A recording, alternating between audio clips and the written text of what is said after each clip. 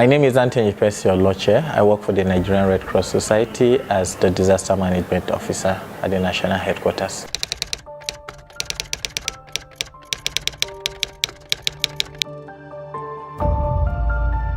Okay, so for the Nigerian Red Cross Society, we discovered that climate change is affecting Nigeria just like every other part of the world.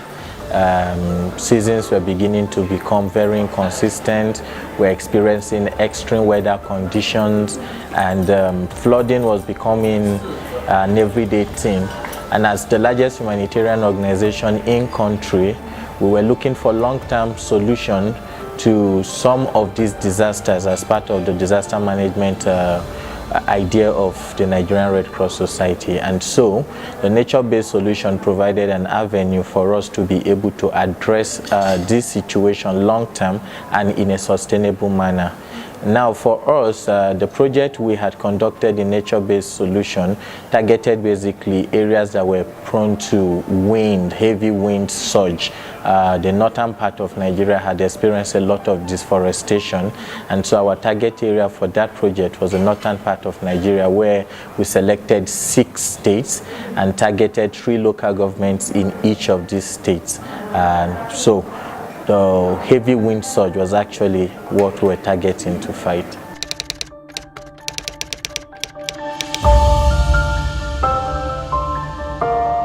Okay, so the concept of the project was actually to see how we can achieve 2 things. One, give out good information or knowledge to the community or to the people about climate change and how it affects the community, by extension the country. We also looked at planting trees, windbreakers in particular, that when they grow up, of course, they would help to reduce the effect of this heavy wind surge that causes destruction to communities and to the people.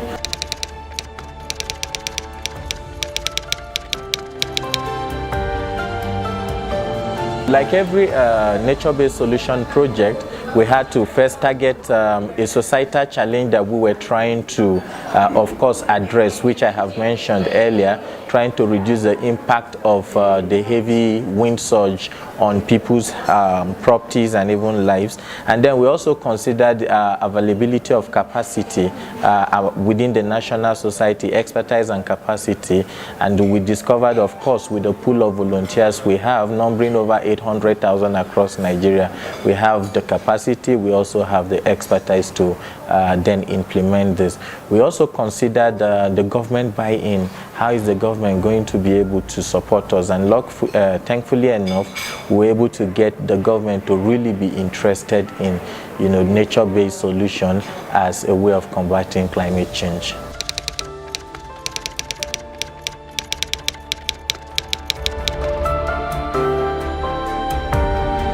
Basically, we worked with several stakeholders in the course of implementing this project. Few of them I would mention: Ministry of Environment, that were quite helpful. They practically supplied us with the seedlings for the windbreaker trees that were planted in the community. Over 16,600 seedlings were given. We also had the Ministry of Agriculture and Rural Development supporting on the project, practically by giving us, the technical expertise as to the trees that could be planted in the different region, and then the best practices that can be used, of course, to do that. We also had the support of radio stations across the states where we operated in airing some of the key messages on climate change and climate change adaptation, and also helping in disseminating the key information to the communities. In all of the 6 states where we implemented this project, we actually got the support of the community in several ways. They were ready to take these seedlings, to plant the seedlings, and to even take care of the seedlings. They were also ready to get the information that we're bringing and to also take the information around. I guess when I talk about the opportunities and the challenges of the project, I will elaborate more on this.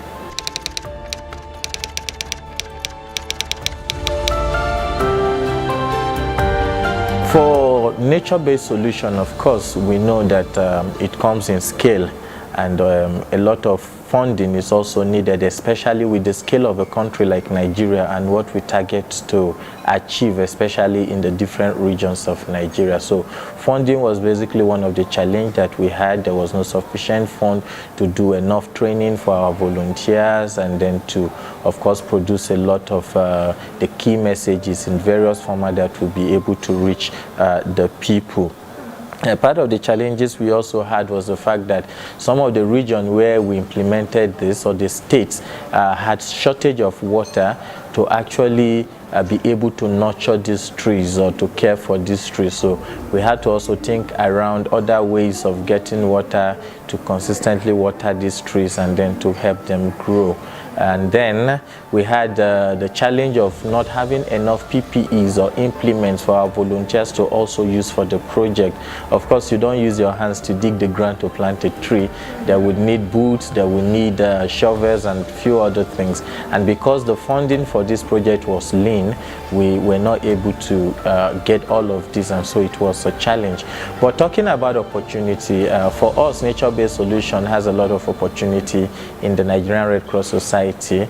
Considering the fact that we enjoy a lot of government buy-in on nature-based solution, especially as it affects fighting or combating climate change. The government is greatly behind the idea.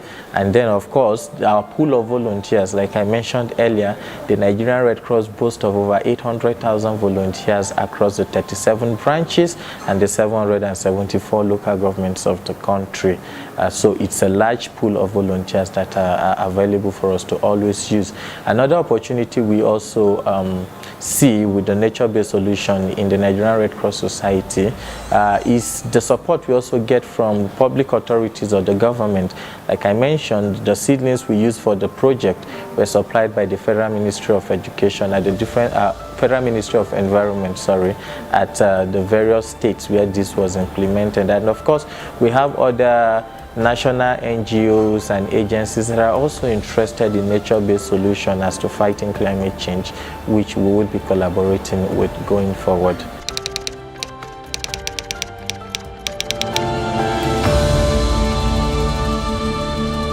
Well, nature-based solution for me is the future of disaster risk reduction, being that we need to protect the nature that supports every one of us. If we don't take care of this nature, of course the day is going to come where the nature will also give up on us, and then we are all doomed. So for the Nigerian Red Cross Society, we are looking at streamlining NBS into virtually all our disaster risk reduction projects going forward.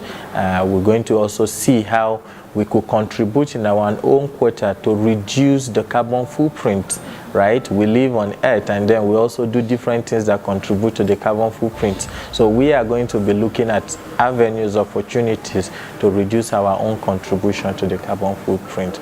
But for us, nature-based solution has got a future in the Nigerian Red Cross Society.